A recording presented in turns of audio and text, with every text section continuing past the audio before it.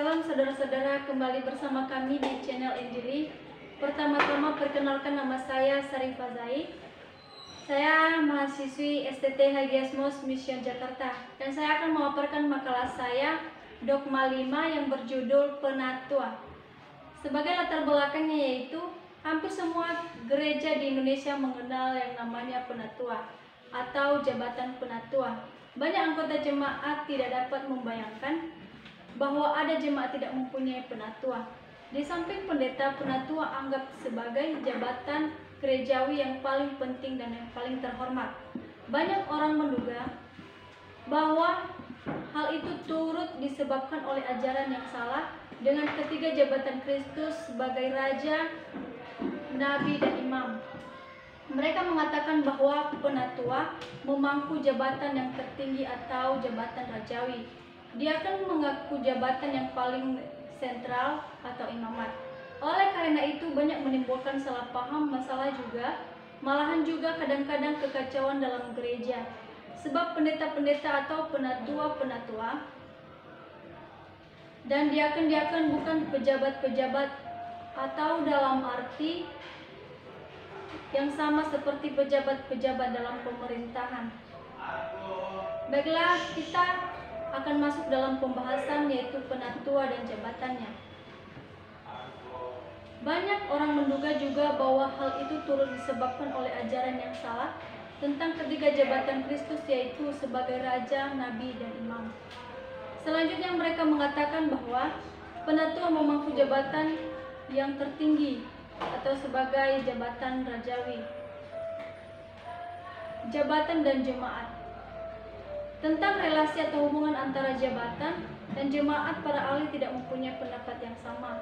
Pendapat mereka umumnya sesuai dengan tradisi yang diikuti oleh gereja-gereja mereka.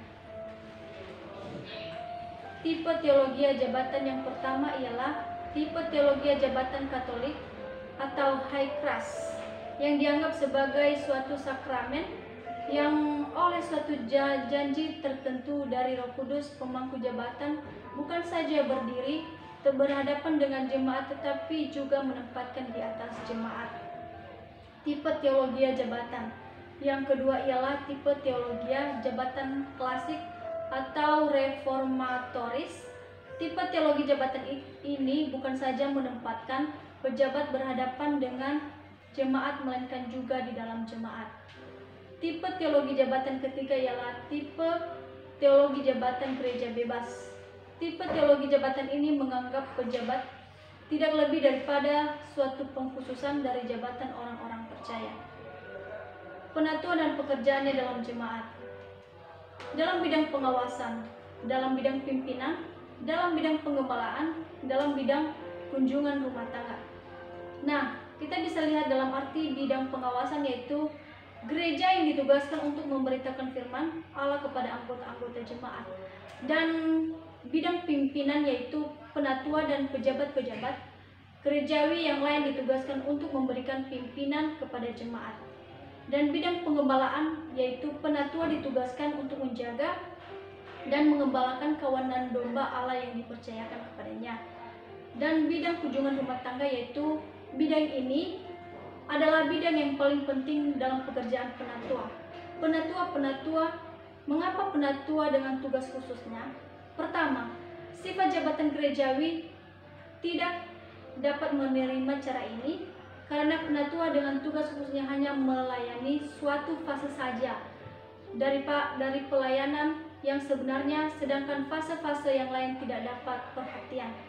Kedua, hal ini dapat disalah tafsirkan oleh bagian-bagian jemaat atau pemuda-pemuda, mahasiswa-mahasiswa, orang sakit, orang tua, dan lain-lain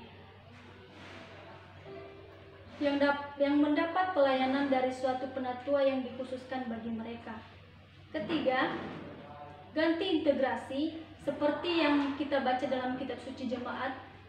Jalan ini dibagi-bagi atas kelompok-kelompok dengan kompetensinya yang masing-masing dan sangat bertentangan dengan apa yang dikitab sucikan disebut koinonia atau persekutuan. Keempat, tendensi untuk mengelompokkan sangat kuat didukung oleh cara ini. penatua atau gereja. Pluralitas penatua dalam setiap gereja setempat. Paulus dan Barnabas mengangkat atau mengadakan pilihan para penatua dalam bentuk plural di setiap gereja yang telah mereka dirikan di Listra. Tugas-tugas dan penatua.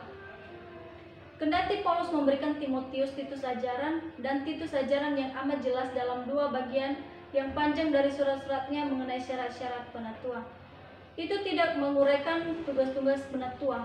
Istilah penatua menunjukkan kecakapan untuk menerapkan kebijaksanaan kepada berbagai situasi dan kebutuhan gereja. Dalam konsep Perjanjian Baru mengenai kepemimpinan kita bisa lihat dalam Lukas pasal 22 ayat 24 sampai 27 dan Matius pasal 20 ayat 25 sampai 28 dan 23 ayat 6 sampai 12. Menurut penatua agar memandang dirinya sebagai hamba bagi yang lainnya. Pandangan Perjanjian Baru. Tugas-tugas khusus penatua yaitu berdoa, mengatur persoalan-persoalan di gereja, menentang, mengajar, bekerja keras dalam firman, menasehati, menjadi teladan, dan lain-lain. Konsep pusat tentang kepemimpinan atau jabatan tua-tua antara lain rendah hati, menjadi teladan, melayani orang tua, kasih yang berkorban, perhatian seperti orang tua, dan menggembalakan. Pandangan umum. Penatua adalah anggota majelis yang memutuskan kebijaksanaan. Ia memegang kedudukan pada sebuah organisasi dan terutama menangani program. Orang non-Kristen bila ia memperoleh kesempatan itu, tetapi tanggung jawabnya kepada orang-orang percaya tidak mencakup berkhotbah atau menginjil. Baiklah, kita masuk dalam kesimpulan. Sebagai kesimpulannya yaitu penatua adalah orang yang membantu untuk menyelesaikan perselisihan yang ada di dalam gereja. Mereka berdoa kepada orang yang sakit. Kalau ada seorang di antara kamu yang sakit, baiklah ia memanggil para penatua jemaat supaya mereka mendoakan dia serta mengoleskan dengan minyak dalam nama Tuhan. Kita bisa lihat dalam Yakobus pasal 5 ayat 14. Penatua juga adalah memimpin gereja yang ditunjuk oleh Tuhan atau Allah. Kawanan domba dipercayakan kepada mereka. Mereka tidak memimpin untuk keuntungan finansial, tetapi karena keinginan mereka untuk melayani dan mengembalakan kawanan domba. Penatua juga harus bertekun di dalam doa dan mengajar firman. Para penatua juga menjadi pembawa damai, prajurit, guru, pemimpin, dan menjadi teladan. Demikianlah hasil makalah saya. Semoga terberkati. Tuhan Yesus memberkati. Salam Injili.